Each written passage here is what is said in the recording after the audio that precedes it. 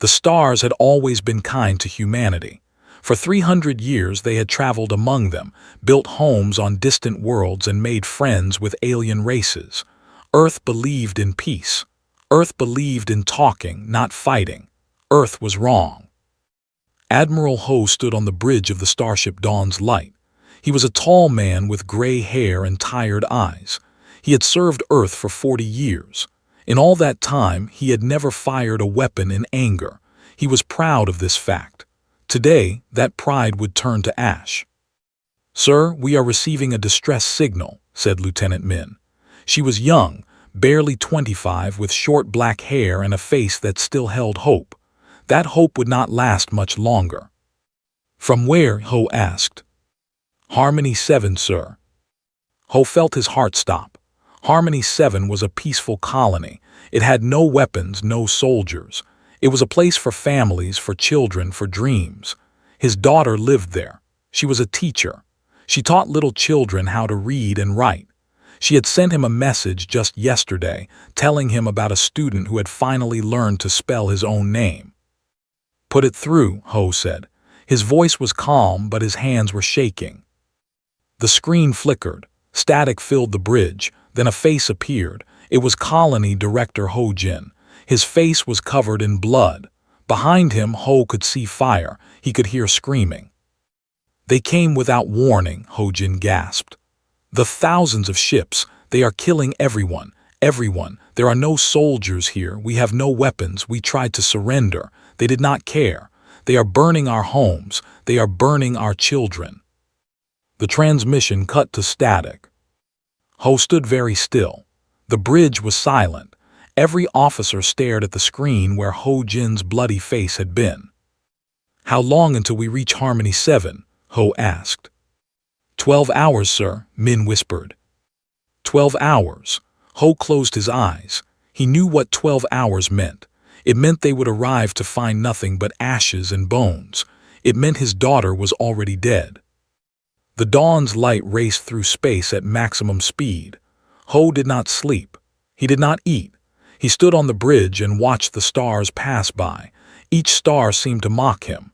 Each light in the darkness reminded him of the lights in his eyes when she smiled. They arrived at Harmony 7 14 hours later. The engines had been pushed beyond their limits. 2 had failed completely. It did not matter. Nothing mattered anymore. The planet was still burning. From space, Ho could see the glow of fires across the entire surface. Cities that had taken decades to build were now lakes of flame. The atmosphere was thick with smoke and ash. There were no life signs. Not one. 2 million people had lived on Harmony 7. 2 million people who had done nothing wrong. 2 million people who had believed that the universe was good. "Search for survivors," Ho ordered. They searched for 6 hours. They found none. What they found instead was worse. They had not simply killed the colonists. They had tortured them. They had displayed their bodies in the streets. They had written messages in blood on the walls of schools and hospitals. The messages all said the same thing. This is what happens to the weak. Lieutenant Min was the one who found school. She did not tell Ho what she saw there. She did not need to. The look in her eyes said everything. Ho walked through the ruins of his daughter's classroom. The walls were black with soot. The small desks where children once sat were piles of ash. On the floor, he found a piece of paper. It was burned at the edges, but he could still read the words written in a child's handwriting. "My name is Min. I am 6 years old. I like stars." Ho fell to his knees. For the first time in 40 years, he cried. Back on Earth, the news spread like wildfire. Every screen, every radio, every device showed the images from Harmony 7. People gathered in the streets. They watched in silence as the death toll climbed. 2 million. The number was too big to understand. It was just a number. But then they showed the faces. They showed the names. They showed the children. The Senate met that night. The Great Hall was full, but no one spoke. What was there to say? For 300 years, humanity had chosen peace. They had disbanded their armies. They had destroyed their weapons. They had believed that kindness would be met with kindness.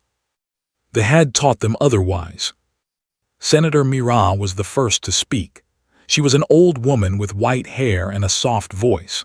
She had spent her entire life fighting for peace. She had won awards for her work in diplomacy. Tonight, her voice was not soft. "I was wrong," she said. "We were all wrong. We thought we could make the universe better through kindness.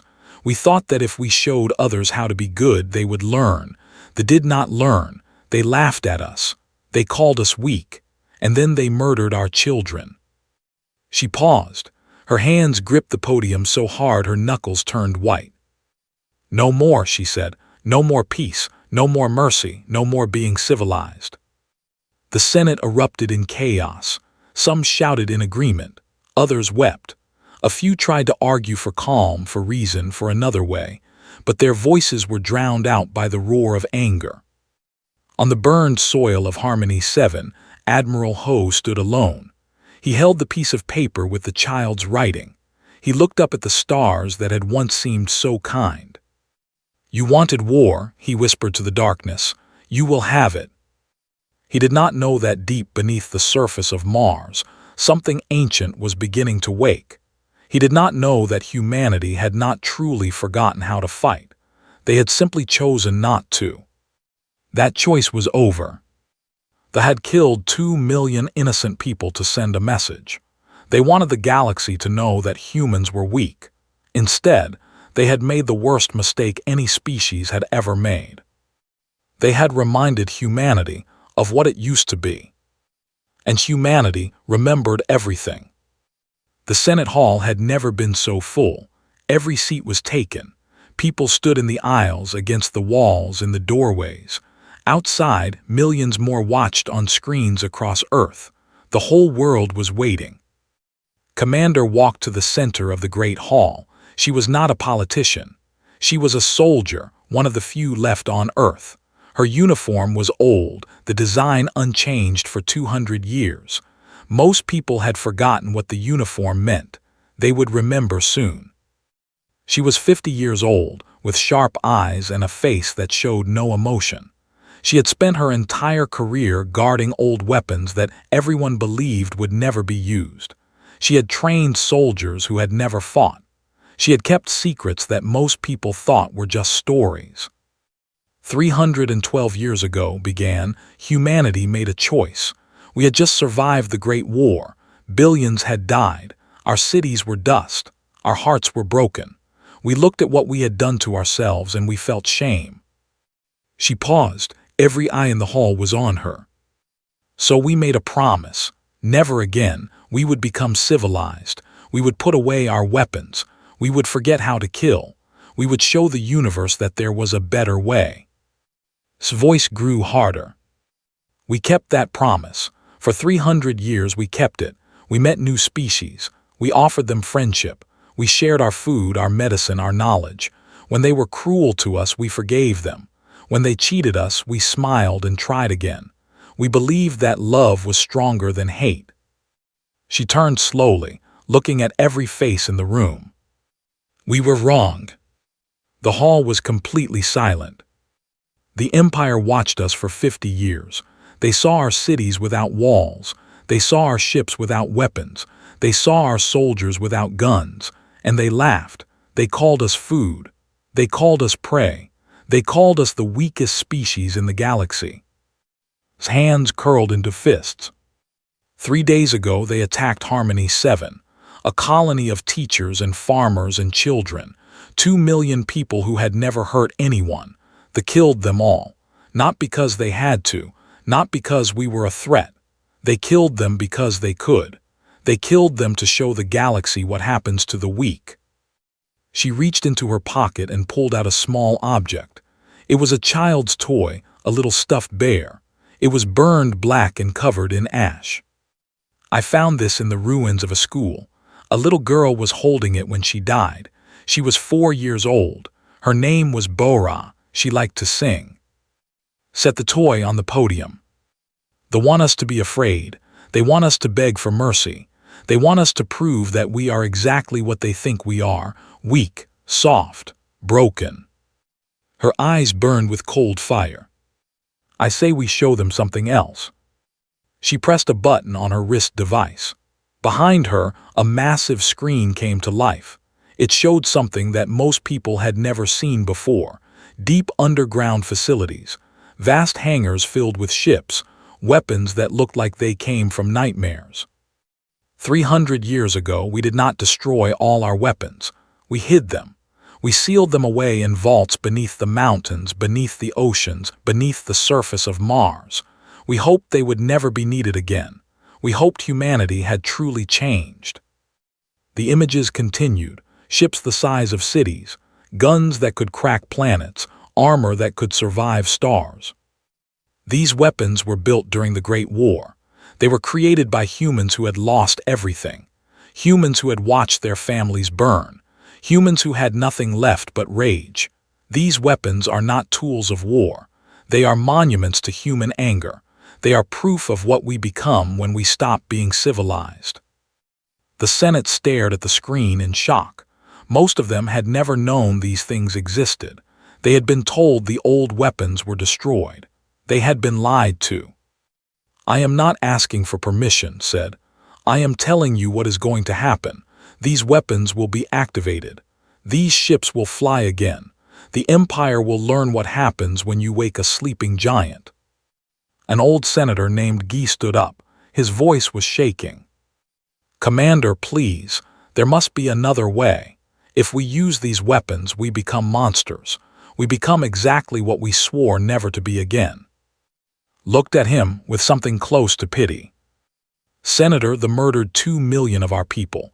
They burned children alive. They wrote messages in blood. They are planning to do the same to every human colony in the galaxy. They told us this. They are proud of it." She walked toward him slowly. "You ask if there is another way. Yes, there is. We can do nothing. We can stay civilized. We can let them kill us all, one colony at a time. We can die with clean hands and pure hearts. Is that what you want?" Guy sat down. He had no answer. "Return to the podium. I understand your fear. I share it. Once we open these vaults, there is no going back. We will become something terrible. We will do things that will haunt us forever.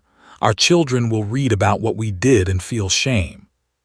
She picked up the burned toy bear.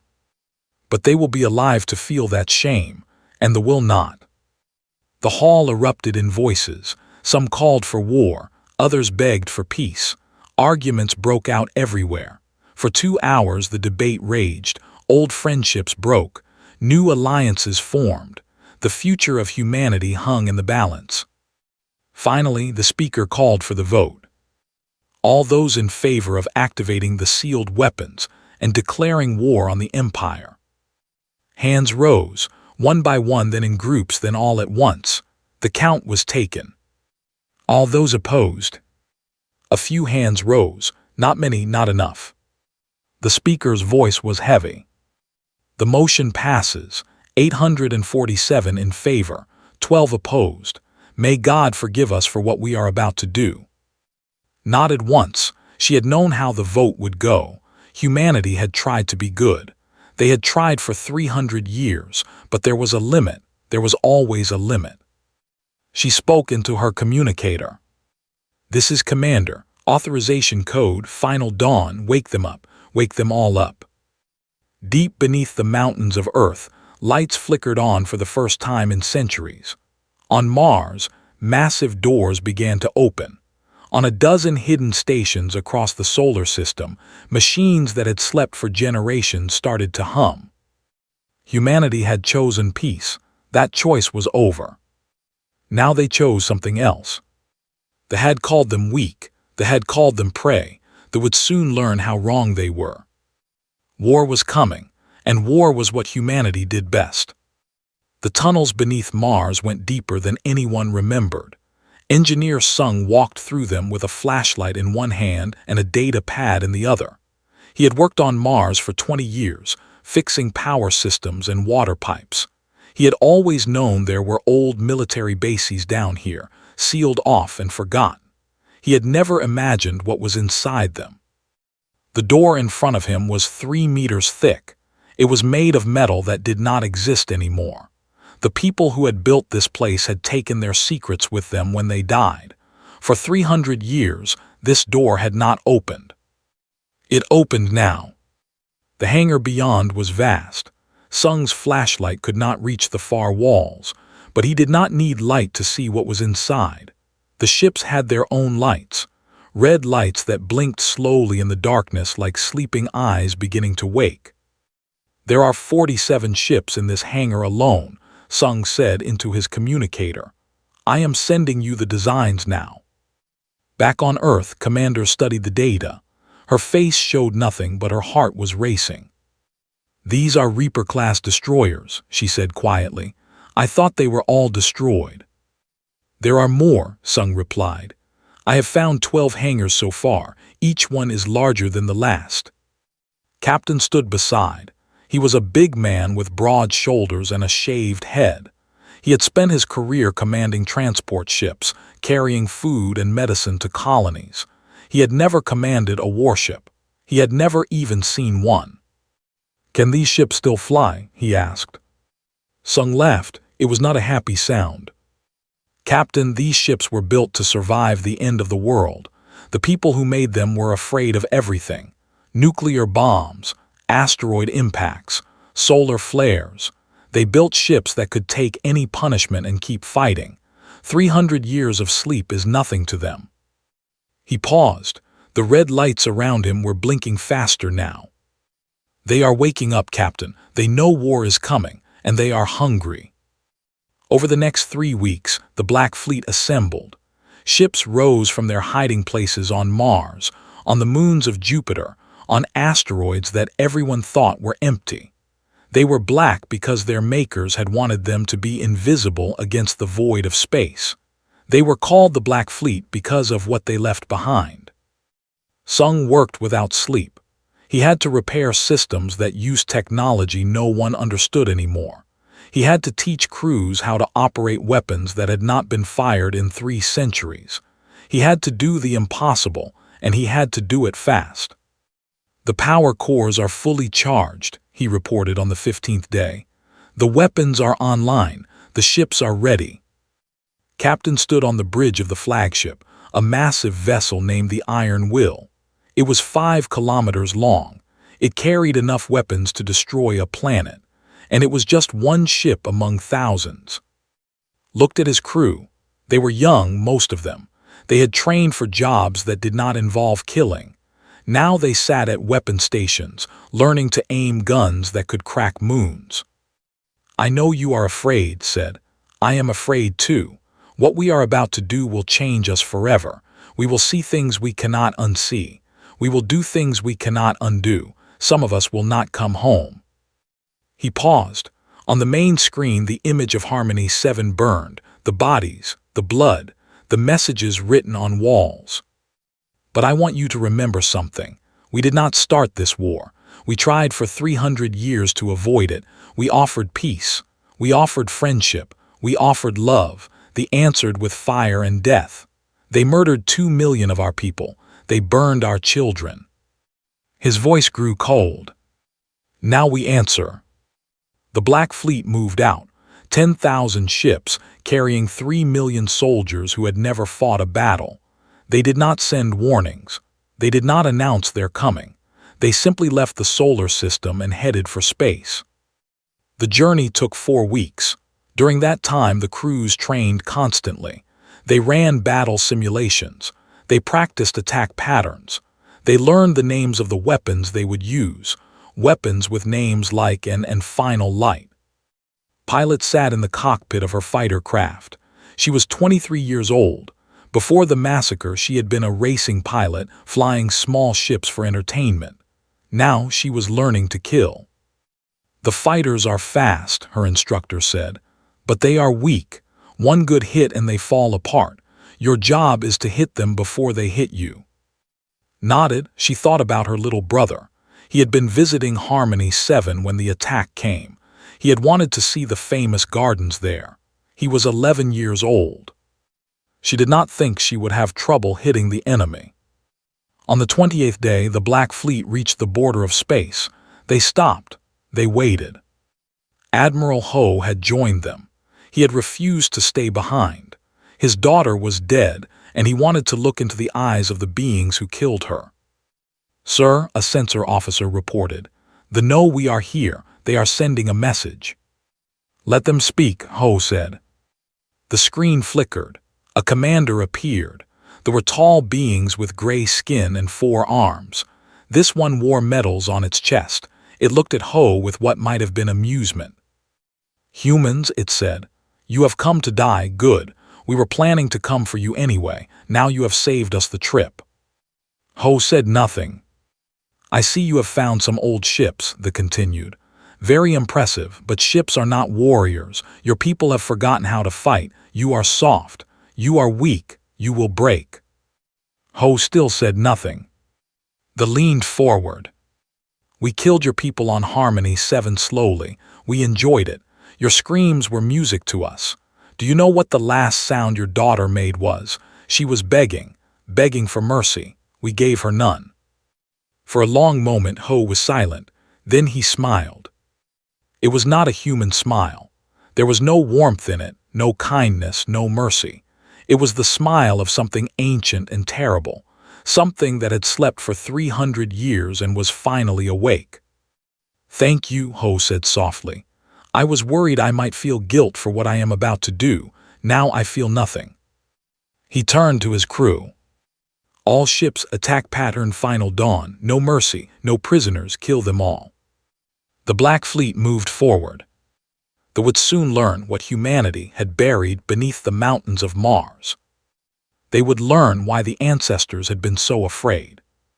They would learn what happens when civilized people stop being civilized. And they would scream.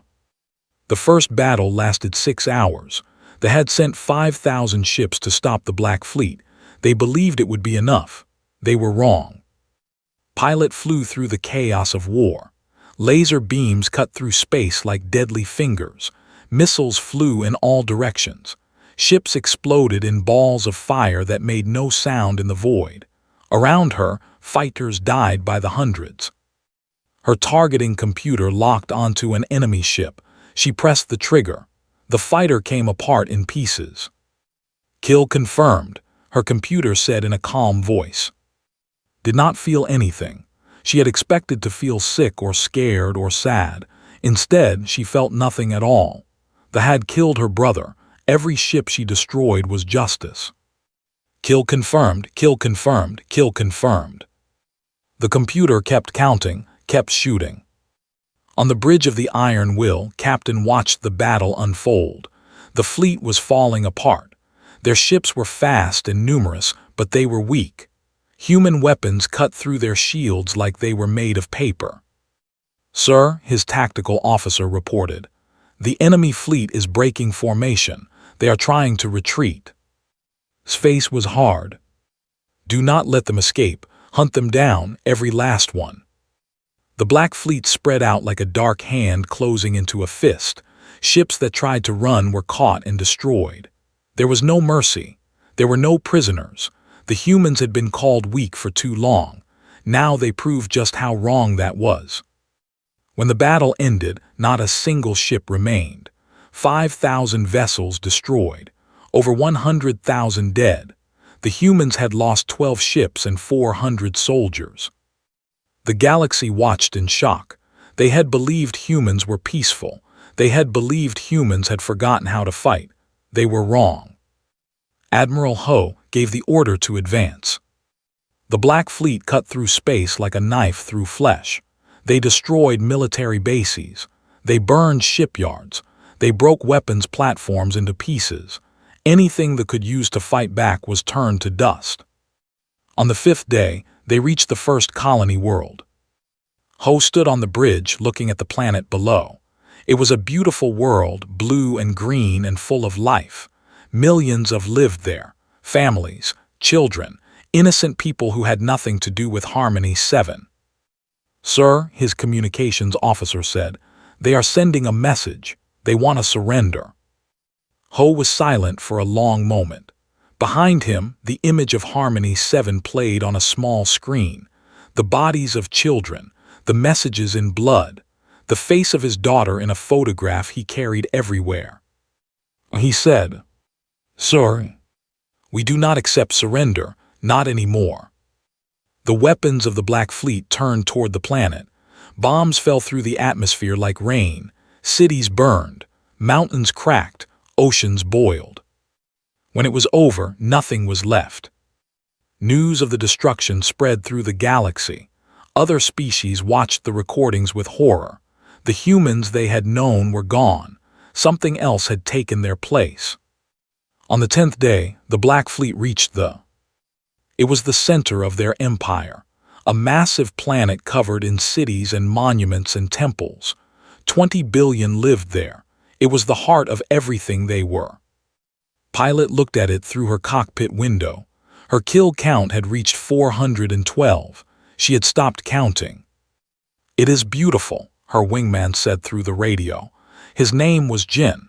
He was the same age as her dead brother would have been. "It will burn," replied. The Emperor sent a message. He appeared on every screen in the Black Fleet. He was old, with gray skin that had turned almost white. His voice was shaking. "Humans, please, I beg you, stop this madness. We were wrong to attack you. We see that now. We will pay any price. We will give you anything you want. Just please show mercy." Admiral Ho answered personally. "Do you know why we came here?" he asked. "Do you know what your forces did on Harmony 7?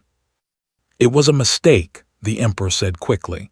"The commander who ordered it has been executed. We are sorry. We are so sorry." "Sorry?" Ho repeated the word like it tasted bad in his mouth. "My daughter was a teacher. She taught children how to read. Your soldiers burned her alive. They made her watch her students die first. Do you think sorry is enough?" The Emperor had no answer.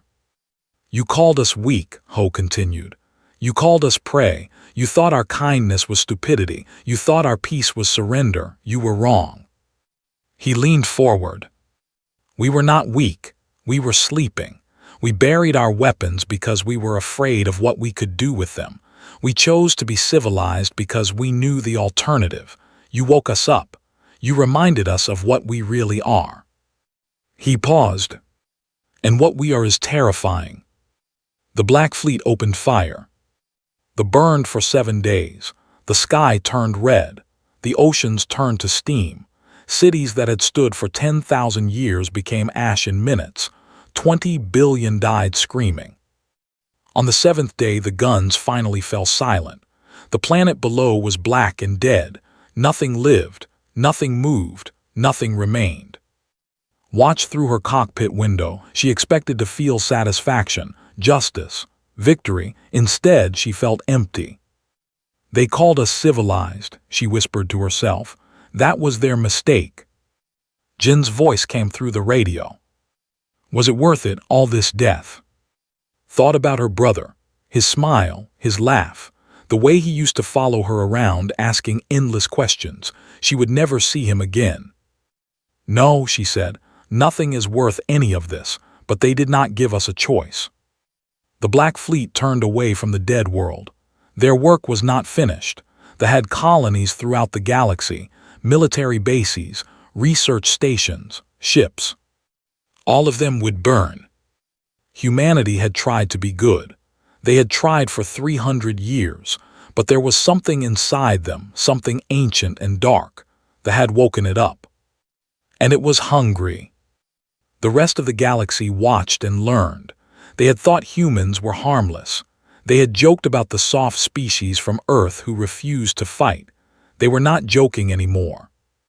Some species sent messages of support, others sent warnings, a few sent threats. The threats were answered with fire. Within 3 months, the Empire ceased to exist. Every world, every station, every ship was destroyed. Not a single survived. An entire species wiped from existence. Admiral Ho stood on the bridge of his flagship and looked at the stars. They seemed colder now, darker, less friendly. "What have we become?" he asked no one. Commander's voice came through the communicator. "We have become what we needed to be. Nothing more, nothing less." Ho closed his eyes. In his pocket, he still carried his daughter's photograph. He had avenged her death 1,000,000,000 times over. It did not make him feel better.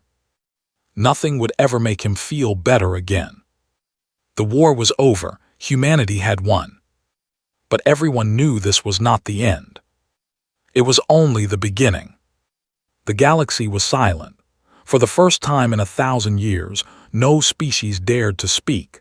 They all watched and waited to see what humanity would do next. Admiral Ho returned to Earth as a hero. Crowds gathered to cheer him. Children held signs with his name. Politicians wanted to shake his hand and stand beside him for photographs. He ignored them all. He walked through the streets of the capital city with his head down. He did not feel like a hero. He felt like a monster. A necessary monster, perhaps, but a monster all the same. Commander found him standing at a memorial wall. It was new, built in the months since the war began.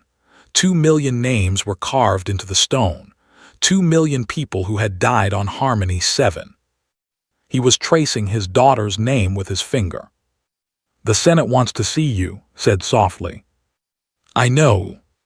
The alien ambassadors are waiting too. All of them. Every species in the known galaxy has sent representatives." Ho did not move. "They are afraid of us now," he said. It was not a question. "Yes." Good, the word tasted like ash in his mouth. They should be. The Senate hall was more crowded than it had ever been. Human senators filled their usual seats, but around them in special viewing areas sat ambassadors from 100 different species. They came in all shapes and sizes. Some had scales, some had feathers, some had no bodies at all, just floating clouds of light. They had one thing in common. They were all terrified. Ho walked to the center of the hall. He was wearing his old uniform. It was clean and pressed, but anyone looking closely could see the stains that would not come out. Some stains could not be washed away. 300 years ago, Ho began, humanity made a promise. We would be peaceful. We would be kind. We would set an example for the galaxy. We believed that if we showed others how to be good, they would learn. He looked at the alien ambassadors. "Some of you did learn. Some of you became our friends. You traded with us fairly. You treated us with respect. To you I offer thanks. Your trust in us was not misplaced." His voice grew colder. "But some of you did not learn. Some of you saw our kindness as weakness. You cheated us. You mocked us. You called us soft and stupid. They were the worst, but they were not alone. Many of you laughed when Harmony 7 burned. You thought it was funny." The hall was completely silent. "They are gone now, every single one of them, 20 billion beings erased from existence. Their worlds are dead. Their culture is forgotten. Their children are ash. We did this in 4 months." He paused to let the words sink in. "I want you to understand what this means. We destroyed an empire that had existed for 10,000 years. We did it without trying very hard. The weapons we used were old, relics from a war 3 centuries past. We have newer weapons now. Better weapons. Weapons that make the Black Fleet look like children's toys." Several ambassadors shifted nervously in their seats. "For 300 years we chose to be weak. We chose to be kind. We thought the universe would reward us for this. We were wrong. The universe only respects strength, so now we will be strong." Engineer Sung stepped forward. He had been working non-stop since the war ended, not sleeping, barely eating, building. "I want to show you something," he said. The main screen lit up. It showed a ship, but calling it a ship was like calling the ocean a puddle. It was massive, larger than anything the galaxy had ever seen. Its weapons stretched for hundreds of kilometers. Its engines could move planets. "We call it the Warden," Sung explained. "It took us 3 months to build. We can build more. We will build more. As many as we need to keep the peace." The alien ambassadors stared at the screen in horror. Captain spoke next. He had become the commander of the Black Fleet now. The weight of that responsibility showed on his face. The fleet will patrol the major trade routes. We will respond to any threat against human colonies. Any attack on our people will be answered with total force. There will be no warnings. There will be no negotiations. You will simply die." Pilot stood at the back of the hall. She had not wanted to come, but Ho had asked her personally, and she could not say no to the man who had led them through the fire. She watched the alien ambassadors whisper among themselves. She could see the fear in their eyes, in their movements, in the way they would not look directly at any human. They had learned their lesson, but wondered if humans had learned anything at all. Senator Mira, the old woman who had once fought for peace, rose to speak. "I want the galaxy to understand something," she said. "We did not want this. We tried everything else first. We offered friendship. We offered help. We offered love. They answered with murder." Her voice cracked slightly. "We are not proud of what we did. The ghosts of 20 billion will haunt us forever, but we will not apologize. We did what we had to do to survive. Any species that threatens our people again will meet the same fate." She sat down. Her hands were shaking. Admiral Ho stepped forward one final time. "I have a message for the galaxy," he said. "Listen carefully because I will only say this once." Every screen in every world carried his words. Billions of beings watched and listened. "We offered you our hand in friendship. You tried to cut it off. We showed you our heart. You tried to break it. We gave you every chance to be our friends, and you chose to be our enemies." His eyes were cold and hard. "Now you will learn what that means. We are not the weak species you thought we were. We are the most dangerous thing the universe has ever created. Our ancestors survived ice ages and plagues and wars that killed billions. They crawled out of the mud and reached for the stars. They built weapons that could crack planets and destroy suns, and then they sealed those weapons away because they were afraid of themselves." He paused. "They set us free. They reminded us of what we are. We are not civilized. We only pretend to be. Underneath, we are still the same hunters who chased prey across frozen plains. We are still the same warriors who painted their faces with blood. We are still the same monsters who burned their enemies alive." He smiled that terrible smile again. "So here is my message. Leave us alone. Trade with us fairly. Treat us with respect. Do these things and you have nothing to fear. We will be the best friends you have ever had. We will help you grow and learn and become better." The smile faded. "But if you threaten us, if you hurt us, if you even think about doing what they did, we will destroy you. Not quickly, not cleanly. We will make you suffer the way our people suffered. And when we are finished, there will be nothing left of you but dust and memories." He turned and walked toward the exit. "The choice is yours. Choose wisely." The hall remained silent long after he left. 1 year later, the galaxy was at peace. Not the fragile peace of treaties and promises, but a deeper peace, the peace of fear. No species dared to challenge humanity. No empire dared to threaten their colonies. The Black Fleet patrolled the stars, and wherever they went, order followed. Admiral Ho retired to a small house on Earth. He planted a garden and grew flowers. Sometimes he would sit among them and talk to his daughter as if she could hear him. Commander took over the military. She made sure humanity never forgot how to fight, but she also made sure they remembered why they had once chosen peace. Pilot left the fleet. She became a teacher, like the woman whose death had started everything. She taught children how to read and write and dream of stars. Captain kept commanding the Black Fleet. He was tired and sad, but he knew the job needed to be done. Someone had to stand guard. Someone had to make sure the monsters stayed in their holes. And deep beneath the surface of Mars, in vaults that stretched for thousands of kilometers, the ancient weapons waited. They had been awakened once. They could be awakened again. Humanity hoped they would never need to use them. But they kept them ready, just in case. The galaxy had learned an important lesson. Humans were not weak. Humans were not prey. Humans were the most dangerous species that had ever existed. They had simply chosen to be civilized. And now everyone understood what happened when that choice ended. The stars were quiet, the war was over, peace had come at last. But it was a human peace. And that was the most terrifying thing of all.